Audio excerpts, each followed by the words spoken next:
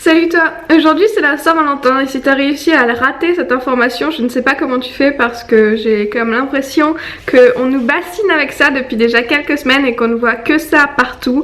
Personnellement cette semaine j'étais beaucoup plus excitée par l'idée de Mardi Gras et des beignets que par la Saint-Valentin, qui est pour moi une Saint-Valentin parce que comme tu le sais je suis célibataire et libre comme l'air et laisse-moi te dire que c'est vrai quand on dit qu'il vaut mieux être seul que mal accompagné. Donc si t'es un peu triste d'être célibataire pour la Saint-Valentin, c'est pas grave parce que c'est mieux comme ça, je te l'assure. À la base, je suis tellement pas fan de la Saint-Valentin et encore moins quand je suis célibataire parce que je veux dire, ok, je peux célébrer l'amour que j'ai envers certaines de mes copines, etc. Mais c'est cool, elles le savent et puis c'est pas très intéressant pour vous en vidéo. Je me suis dit que j'allais faire un truc qui avait rien à voir avec l'amour, etc. Puis je me suis dit que non, l'occasion est trop bonne pour qu'on se fasse une petite vidéo blabla où je pourrais te raconter mes pires rendez-vous amoureux. Bah du coup pas amoureux, mes pires rendez-vous issus d'applications de rencontres, on peut dire ça comme ça. Il y a deux rendez-vous que je vais mettre aujourd'hui sur internet et...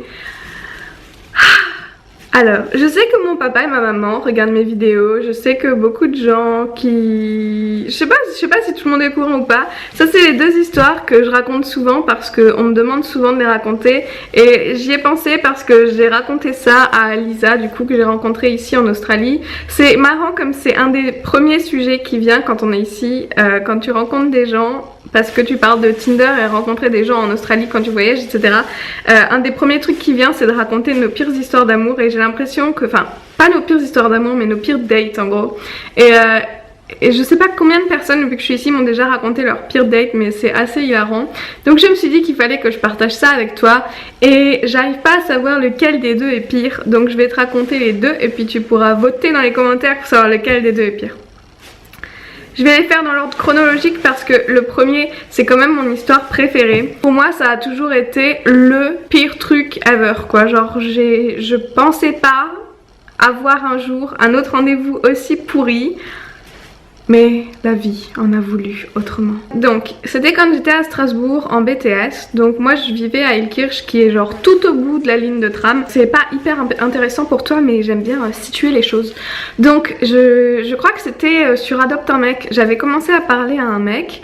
Et c'était vachement bien, on délirait vachement par message et tout. Puis on s'était parlé pendant genre 1 ou 2 semaines par message très régulièrement avant de décider d'aller boire un verre ensemble. Donc on s'était donné rendez-vous à la place Homme de Fer, donc c'est une espèce de grosse place où toutes les lignes de tram se rejoignent. Et déjà quand je suis sortie du tram et que j'ai vu celui que je pensais être la personne à qui je parlais, je me suis dit mais ok, le mec a menti sur tout son profil. Alors pour ceux qui n'ont pas utilisé Adopte un mec, à la différence de Tinder, enfin... Oui, t'as des photos comme sur Tinder, mais t'as accès à un profil qui était beaucoup plus détaillé. Je sais pas si c'est encore le cas parce que j'utilise plus du tout ça. Mais tu rentrais tout en fait, l'âge, le poids, la longueur des cheveux, la taille, je sais plus, enfin plein de trucs, etc.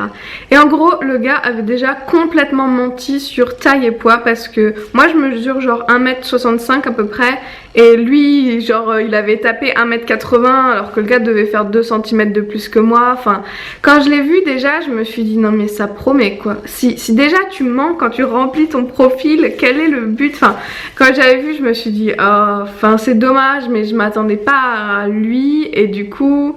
Bon bref, déjà physiquement ça collait pas trop. Mais comme je suis quelqu'un de très poli, j'ai quand même été vers lui et on a quand même été boire un verre alors que... Au vu de la soirée, je me dis que j'aurais dû faire demi-tour ou genre appeler une copine et aller boire un coup avec une copine plutôt que de passer ma soirée avec ce mec là. Bref, on s'est installé dans un bar et on a commencé à discuter. Et puis bon bah, quand tu rencontres quelqu'un que tu ne connais pas, tu vas lui demander qu'est-ce qu'il fait dans la vie et puis qu'est-ce qu'il aime faire de son temps libre. Enfin pour moi c'est le premier genre de conversation que je vais avoir. Et c'était assez particulier parce que peu importe ce que je lui demandais, tout revenait à l'argent en fait. Genre je vais lui dire ah et sinon... je sais pas, t'aimes bien les films? Ouais. C'est quoi le dernier film que t'as été voir au cinéma? Ah non, mais moi je vais pas au cinéma parce que c'est trop cher. Ok. Ouais, et en musique sinon, bah je sais pas, t'écoutes quoi? Ouais, voilà, moi j'écoute, bon, je crois qu'il devait probablement écouter du rock et du métal parce que j'ai tendance à aller à des rendez-vous qu'avec des gens qui écoutent plus ou moins la même musique que moi, parce que la musique c'est quand même très important pour moi. Euh, donc voilà, ouais, j'écoute du rock metal.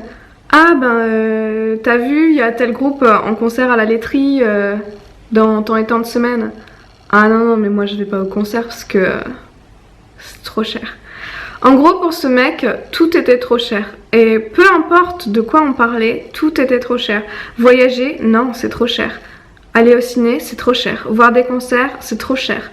Aller au resto, c'est trop cher. Euh, le mec, et le gars gagnait bien sa vie. Enfin, je veux dire, il avait un bon métier. Bref, j'ai passé la soirée avec un gars qui avait absolument aucune conversation et dès que j'essayais de trouver un sujet, tout ce qu'il me disait c'était que c'était trop cher. Ok, j'ai saisi, tout est trop cher. Donc moi j'avais un peu envie de me barrer, mais j'avais pas vraiment de plan de secours. C'est après ce rendez-vous que j'ai instauré avec ma meilleure amie le coup du je te dis quand je vais à un rencard, tu m'appelles 45 minutes après le début du rencard et en fonction de ce que je dis ou de ma manière de décrocher le téléphone, elle savait si elle devait faire un plan d'extraction d'urgence parce que j'ai dit plus jamais je me tape une soirée comme celle-là. Comme la suite de la vidéo vous le dira, je me suis tapé une soirée comme celle-là après parce que je suis trop polie pour oser m'extraire d'urgence de ce genre de situation. Bref, en quête d'une issue, ayant très envie de faire comme dans les films et juste d'aller au WC et de genre ne jamais revenir, j'ai commencé à lui dire que bon bah en fait c'est bien sympa mais moi il va falloir que j'y aille parce que si je prends pas le dernier tram il va falloir que je rentre chez moi à pied.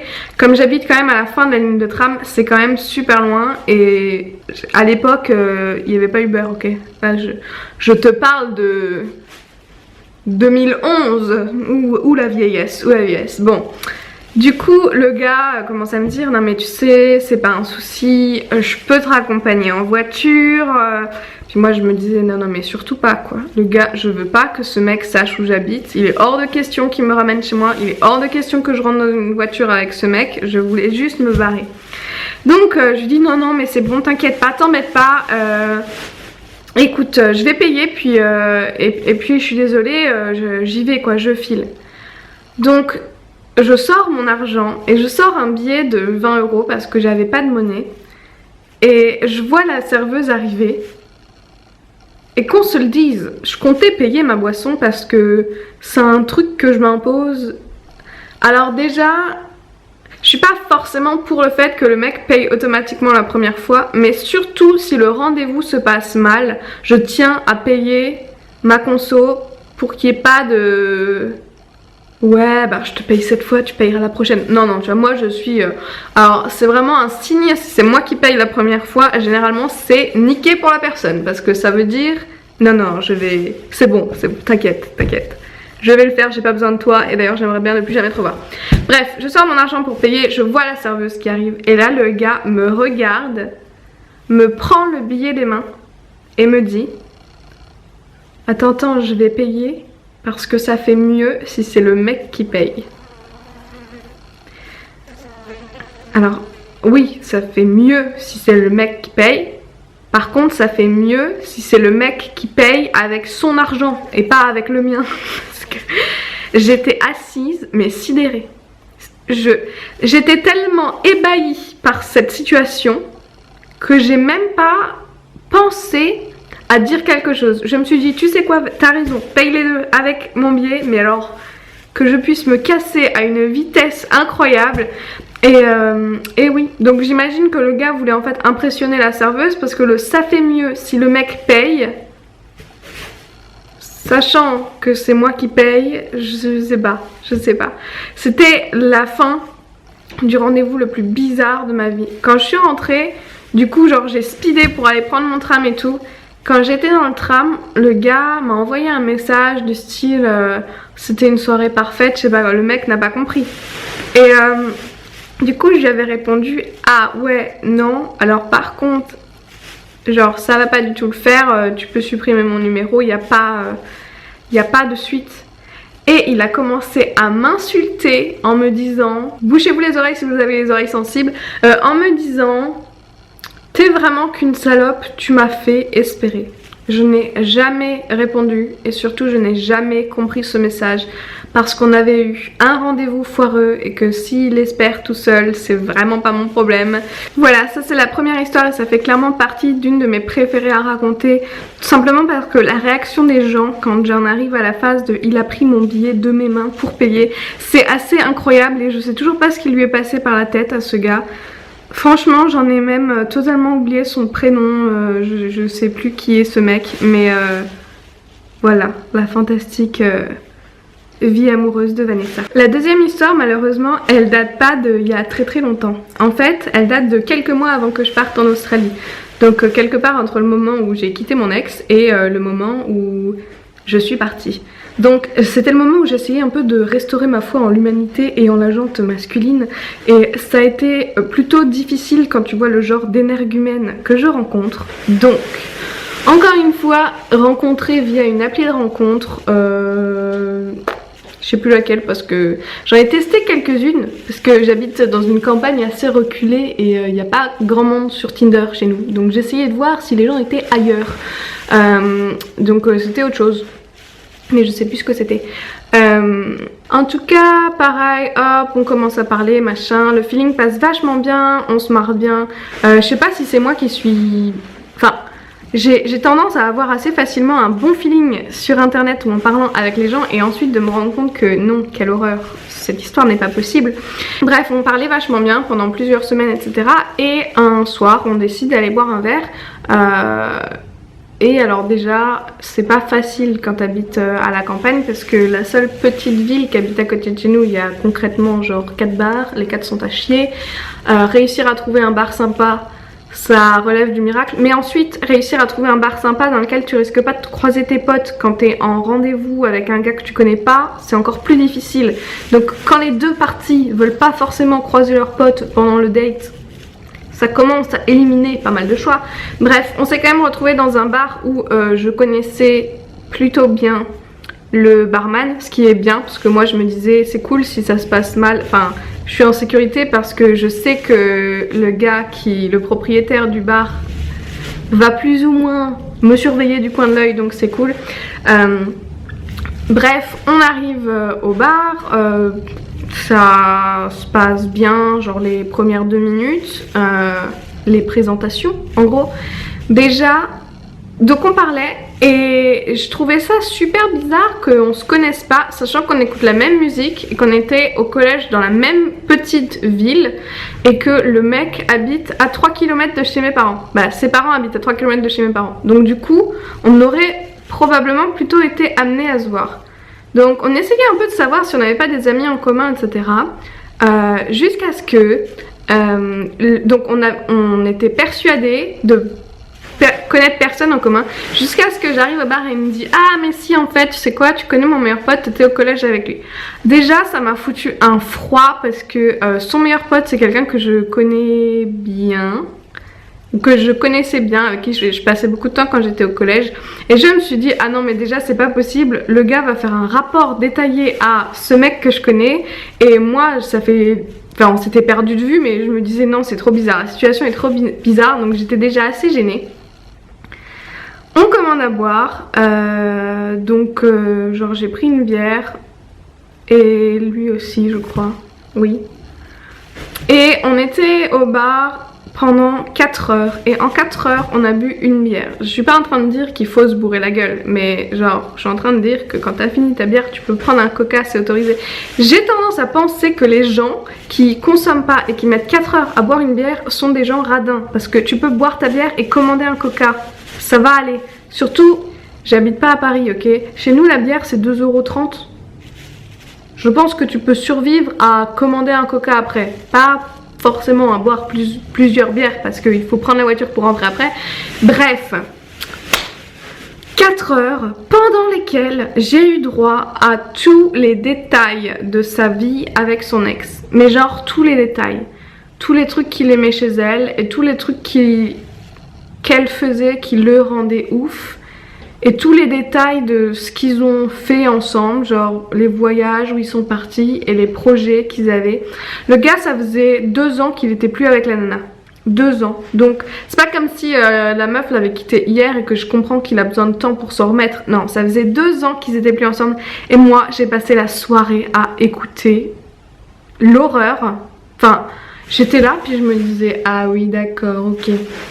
Et quand j'essayais d'en placer une, j'avais tort et il me remballait. Genre, je parlais forcément à l'époque, c'était qu'il y a quelques mois, mais je parlais énormément du fait que j'allais partir. Déjà parce que je considère que si tu rencontres quelqu'un, ne pas lui dire que au fait, dans quelques mois, je me casse pour au moins 1 an, juste histoire que tu le saches. Je trouve que c'est réglo de le dire parce que...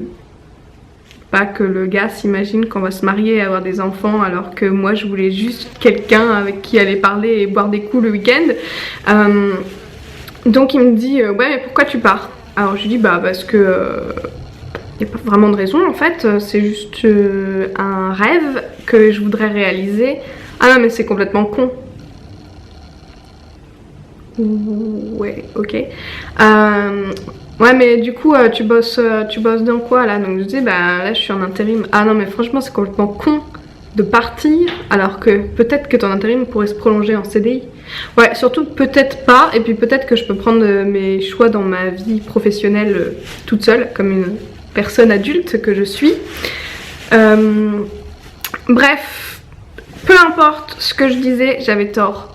Tu vois, le gars il va te demander ah ouais sinon t'aimes bien Harry Potter, t'es dans quelle maison? Tu vas répondre n'importe quoi. Tu peux justifier ton choix autant que tu veux. Si tu ne choisis pas le truc que lui il aurait choisi, tu as tort. Tu as tort. Je ne vais pas dire à quelle maison je m'identifie parce que je sais que certaines personnes risqueraient de ne plus m'aimer. Et non, c'est pas Serpentard. Mais c'était ça quoi. Tu vois, tu vas lui dire ah ouais sinon ton McFlurry, tu le prends comment?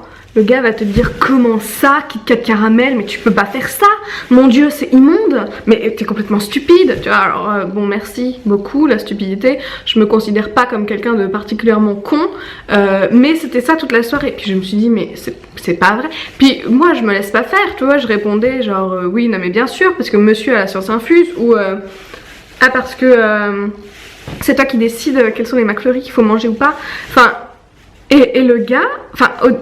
Tu sais, moi au début je pensais que c'était plus dans la rigolade, tu sais, dans le vas-y je te taquine, tout ce que tu dis t'as tort. Et en fait en essayant de genre contrer la situation, je me rendais compte que non il était complètement sérieux quand pour lui c'était un drame de manger un McFlurry Kit Kat caramel. Oui, cet exemple m'a choquée. Et puis, je sais pas, on parlait de... Je sais pas comment dire, j'arrive à me dire et sinon le week-end dernier t'as fait quoi? Me dire ah ben j'étais à une soirée avec des copains et tout, on était à ce bar là, puis ensuite on a été à l'autre bar, machin, c'était une soirée super chouette. Le gars il va te dire ah non mais tu sais moi, franchement moi je considère que les gens qui boivent plus d'une bière dans une soirée c'est des alcooliques.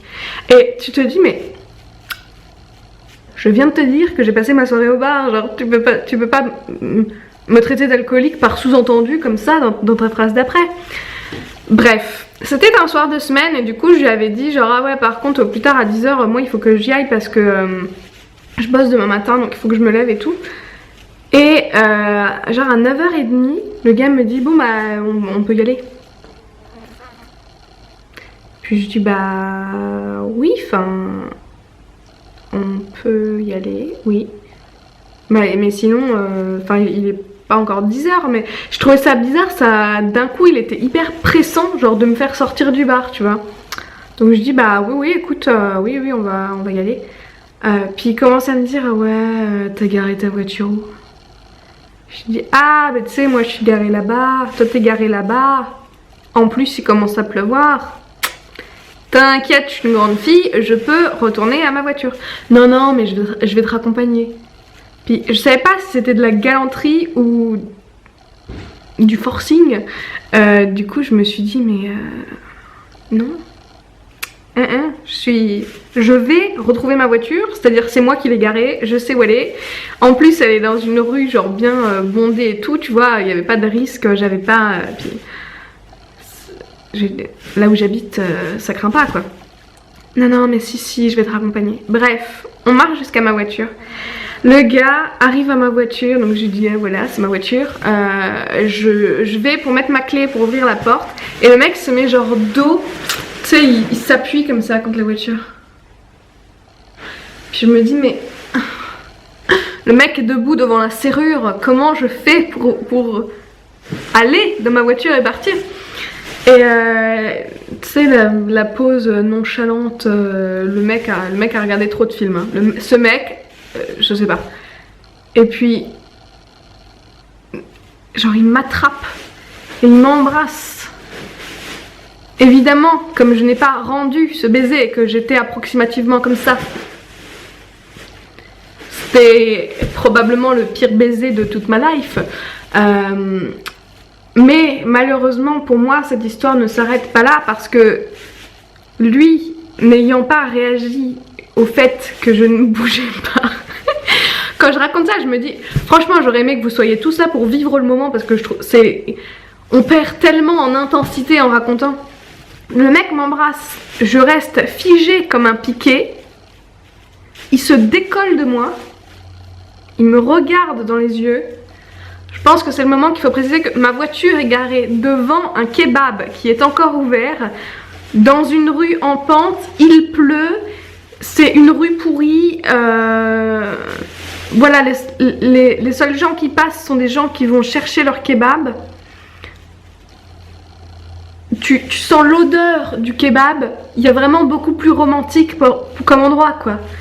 Et le mec donc se décolle de moi qui était un peu en mode est-ce que je vais pouvoir rentrer dans ma voiture maintenant, me regarde dans les yeux et me dit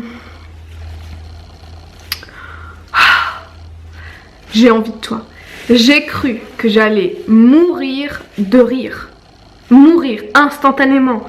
Mes joues, tu sais quand tu le sens le fou rire, il est là, tu te dis si je commence à rire maintenant je n'ai pour 3 quarts d'heure, j'arriverai pas à m'arrêter.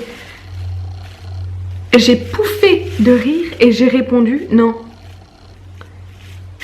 Qu'il a pas compris parce que il m'a dit genre on pourrait le faire dans ta voiture et j'ai redit non et c'est là qu'il a pas compris parce que quand il a vu que j'étais plutôt fixée sur mon nom et que j'avais mes clés en main et que j'étais en mode bah sinon moi je vais y aller, le gars était genre mais ouais c'est quoi le problème, t'as jamais fait l'amour dans une voiture? Non, alors non, le problème c'est pas ma voiture. Mais on s'en fout. Le problème c'est que non, j'ai pas envie, j'ai passé une soirée absolument exécrable et je sais pas à quel moment tu as pu croire ça. Fantastique, fantastique. Je vivais le moment et je me disais mon dieu, il faut pas que j'en perde une miette parce que c'est quand même beaucoup trop drôle. Il va falloir que je raconte ça sur Snapchat. J'ai plus de batterie, Ok les gars, on a de nouveau de la batterie. Fin de l'histoire, j'ai fini par dire au mec que bon ben voilà il était tard, il fallait que je rentre chez moi. J'ai passé 45 minutes au téléphone avec ma meilleure amie à lui raconter genre à chaud l'histoire parce que je me suis dit c'est quand même incroyable.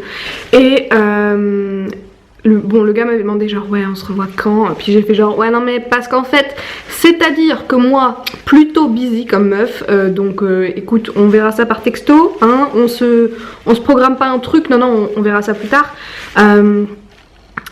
Et le soir, genre je suis rentrée chez moi et quand je suis rentrée chez moi j'ai regardé mon téléphone et j'ai reçu un message de lui qui disait je viens d'apprendre que mon ex, je sais pas quoi. Je me disais mais c'est pas vrai, le mec a déjà parlé de son ex pendant toute la soirée mais ensuite il continue par texto. Genre si c'est une psy que tu voulais, va pas sur une appli de rencontre parce que moi je trouve ça particulièrement gênant et j'ai même pas envie de les connaître les détails avec ton ex.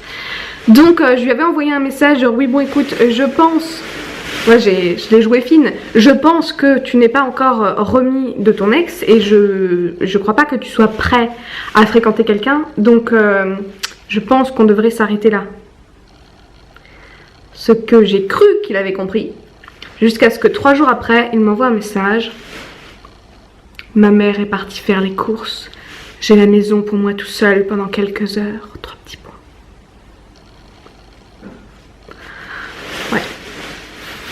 le gars n'a pas compris. Donc voilà, j'ai dû lui expliquer texto que le problème, c'était pas la voiture, c'était pas le manque de temps. Le problème, c'est que j'avais pas envie.